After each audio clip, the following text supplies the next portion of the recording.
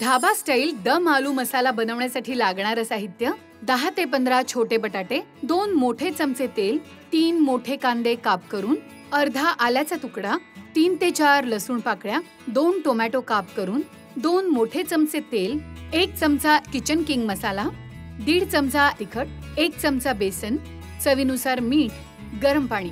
बटाटे स्वच्छ धुवून घेत कोरडे करायचे आणि ह्याची सालं काढायची आणि गरम तेलात बटाटे परतून घ्यायचे. आता तेलात कांदा, आलं, लसूण, टोमॅटो घालत सोनेरी रंगावर हे मिश्रण परतायचं आणि दळून घ्यायचं आणि गरम तेलात हे वाटण परतायचं. त्यात मसाला, तिखट घालत हे मिश्रण परतून घ्यायचं. आता यात बेसन परतून घेत गरम पाणी घालायचं आणि अशा पद्धतीने यात बटाटे घालायचे आणि झाकण ठेवत हे मिश्रण शिजवून घ्यायचं. झाला आपला दम आलू तयार. सुरुवात करूयात. तर इथे ना हे छोटे छोटे बटाटे असे बाजारामध्ये उपलब्ध असतात, तर हे तुम्ही घेऊ शकता, वापरू शकता. पण हे नसेल तर रेसिपी करायची नाही असं अजिबात नाही. रोजचे बटाटे तेही फक्त जाड्या जाड्या फोडी करून तुम्ही इथे वापरू शकता. तर हे यावर खूप माती असते, त्यामुळे असं स्वच्छ करून घ्यायचं. आता हे स्वच्छ धुवून घेतलेले बटाटे एका सुती कापडावर काढून घ्यायचं. यातलं पाणी आहे ना पूर्ण कोरडं करून घेऊया. आता हे बटाटे आहेत त्याची वरची साल आहे, हे साल काढून घ्यायचं. ही स्टेप गरजेची आहे. आता इथे मी 2 चमचे तेल गरम केलेलं आहे तव्यामध्ये. हा बटाटा घालूयात. तुम्हाला हवं तर हे तुम्ही डीप फ्राय पण करून घेऊ शकता, पण आपण इथे हा शॅलो फ्राय करतो. हे बटाटे छानपैकी खरपूस असे फ्राय झालेले आहेत. एकसारखा सोनेरी रंग आलाय. टूथपिक घालून बघत छानपैकी आत जातीये, याचा अर्थ ते शिजलेत, पण पूर्ण शिजलेले नाहीये. थोडासा एक 80% शिजले असं आपण म्हणू शकतो. आता यातलं तेल निथळून घ्यायचं आणि हे काढूयात टिश्यू पेपर.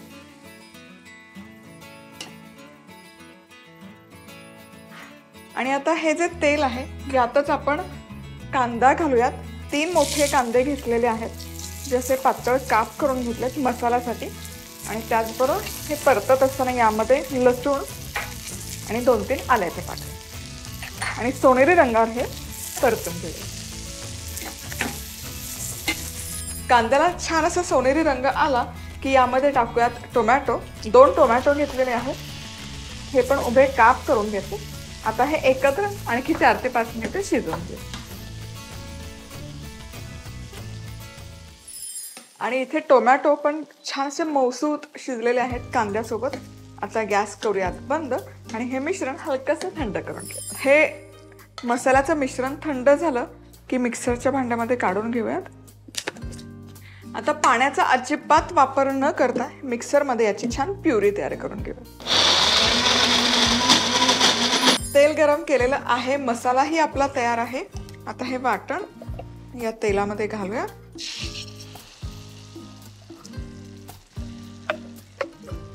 आणि हा मसाला तेलामध्ये छान परतून घ्यायचा. चला, तेलामध्ये हा आपलं वाटणही छान परतून झालं. तुम्ही बघू शकाल मस्त असं तेल रिलीज होतंय या मसाल्यातून. आता यामध्ये घालते मी किचन किंग मसाला. आता हा 1 चमचाभर मसाला घालूयात. आता या डिशमध्ये ऑथेंटिक रंग येण्यासाठी मी इथे वापरते लाल तिखट. आणि आता हे मिक्स करूयात आणि मिनिटभर परतून घेऊयात. आता ना ग्रेव्हीला छान असा एकसंधपणा येण्यासाठी हा मसाला आपण एक साईडला करून घेऊया. आणि यामध्ये ना 1 चमचाभर बेसन घालूयात. बेसन घालणं अगदी ऑप्शनल आहे, पण परफेक्ट जी कन्सिस्टन्सी लागते ना ग्रेव्हीला, ढाबा स्टाईल स्पेसिफिकली पदार्थांना, ती ग्रेव्ही येण्यासाठी चमचाभर बेसन घालणं गरजेचं आहे. आणि हे हलकंसं यामध्ये भाजून घेऊया इथेच तव्यामध्येच. आता हे बेसन छान खमंग असं भाजून झालं की हा मसाला बेसनसोबत एकजीव करून घ्यायचा. आणि यामध्ये घालूयात चवीपुरतं मीठ. मिक्स करायचं. आता जेव्हा कुठला आपला पदार्थ गरम गरम असतो ना, त्यामध्ये थंड पाणी नाही घालायचं, गरम गरम पाण्याचाच वापर करायचा. त्यामुळे त्याला तवंग किंवा रस्सा तर्री छान येते. हे मिसळून घेऊया.